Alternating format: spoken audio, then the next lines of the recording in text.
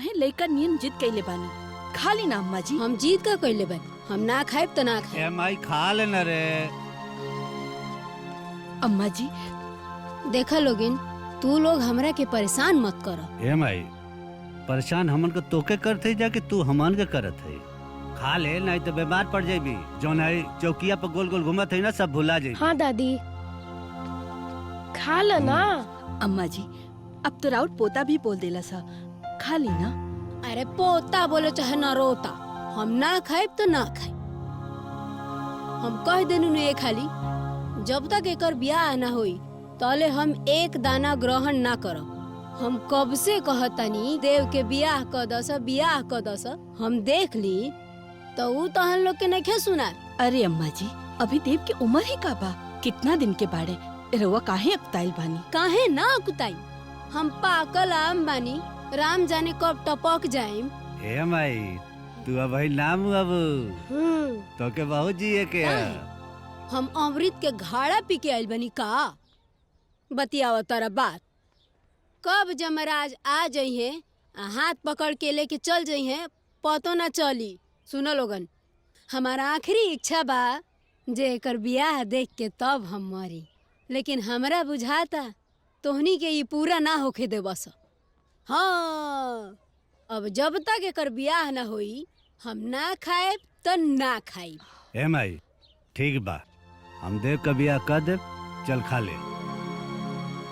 ना ना तोरा ऊपर हमरा विश्वास नहीं है, समझ ले। पहले तू हमरा के छू के कसम खो, तब हम अन्न के दाना ग्रहण करब। हाँ माई ले। अच्छा ठीक बा माई, हम तोर कसम खाते ही हम देव का ब्याह कर दे। हैं? ए खियावा। ली अम्मा जी खाना खा ले, खो। हमरे हाथ से खा ले। ली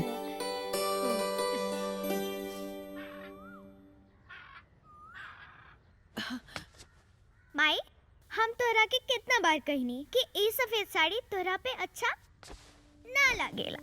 अरे बेटा ई सफेद साड़ी तो हमरा पहने के पड़ी ना, अच्छा लागे चाहे ना लागे।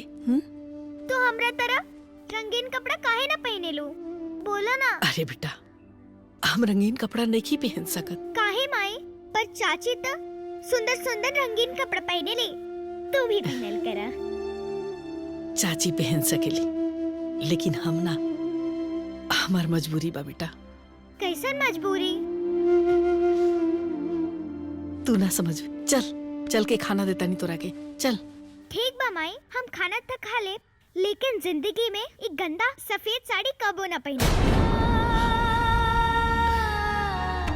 ना मोर बच्चे, भगवान ना करे तोरा इस सफेद साड़ी कबो पहने के पड़े।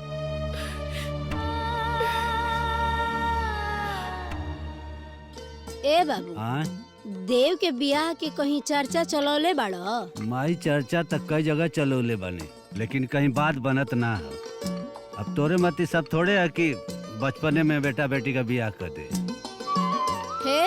फिर का बहनोई के संदेशा देले हैं, आवते होई हैं, हो सकेला कई बातचीत चलौले होखे। अच्छा। हाँ देखा आ गई ना बहनोई।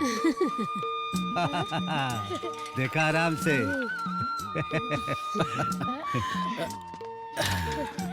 फूफा जी नमस्ते। खुश रह खुश रह। ठीक बड़ा? ई का ह? सजावट वाली दही है।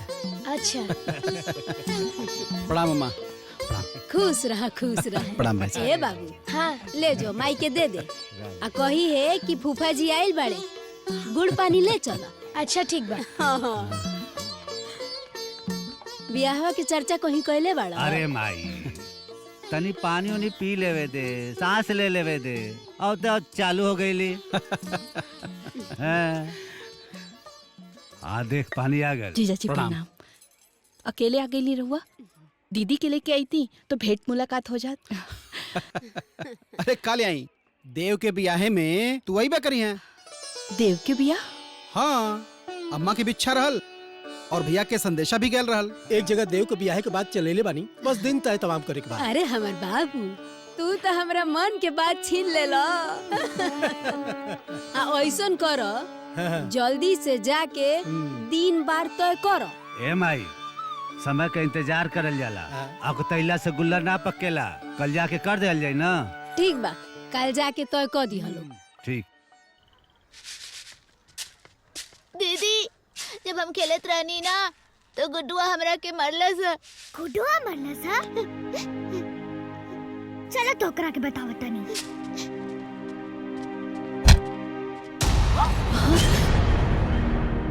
हमरा भाई के मरबे हैं? का रे? तोरा के हम अब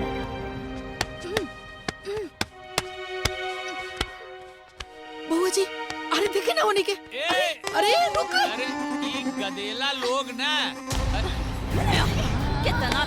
कितना ते बाजे वाली भइल बाड़े। ए छुटको बहुत हो गई। अरे पागल हो गए बड़ू का हो बिटिया के कोई से मारेला। हरदे दुबले के इनका हम चूमी। अरे ये बीक हो गई बाड़ी। ई लइका सब कुश्ती करत तारी आ गांव भर के नाके में दम कर देले बाड़ी। आ ई सब रउए के मन बढ़ाइल बा।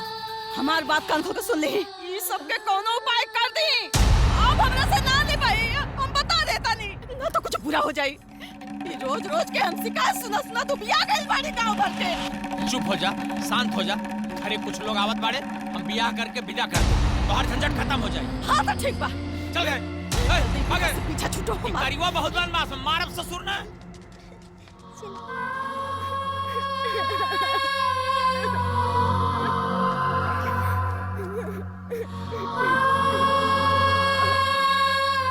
चल बेटा, कितना बार समझाइए, लड़ाई झगड़ा मत कैल कर।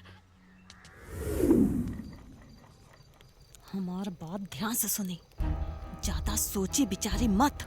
लइका वाले गरजवाइल बाड़े।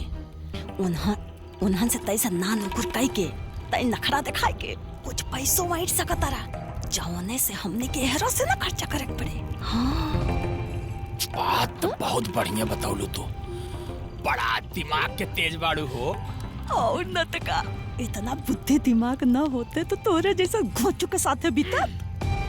हमारे दिमाग से चलबा तो फायदे में रहबा। जितना कहा तारी उतना करा, बियाहो हो जाई, आई झंझटों कपारे से हट जाई। कहत तो ठीक बाड़ू, काइलू है जाई तनी, लेकिन भौजी से पूछ ली। अरे राम भला करो, जब भौजी से का पूछता रहूं हैं? कोई कोरे धरे खमने के बाद तब भौजी से को राह सलाह लेवे के बाद जितना कहता जो करी। तनी पूछा था भौजी से, समझल करा, समझ ले ओ नहु के मन टटोल ले, देखी का कहा थी नो। चुप पूछो। ए भौजी। जी बउआ जी। तनी एने आई।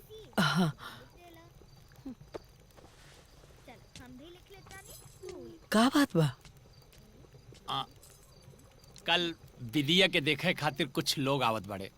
घर परिवार लड़किया सब बहुत सुंदर बा। हम चाहतानी कि बिंदिया के वही बियाह कर दिया जाए।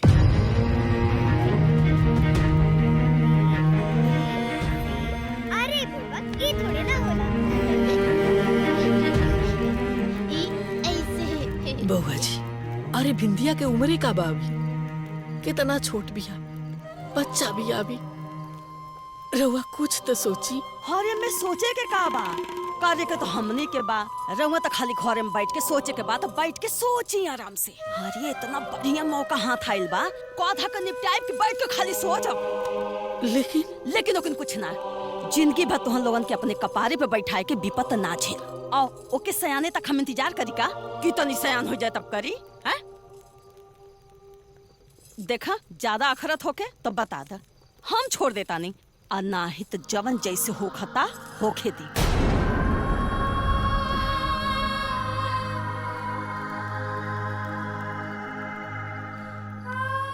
हाँ, ये ठीक बा। अब ये तो रख ले।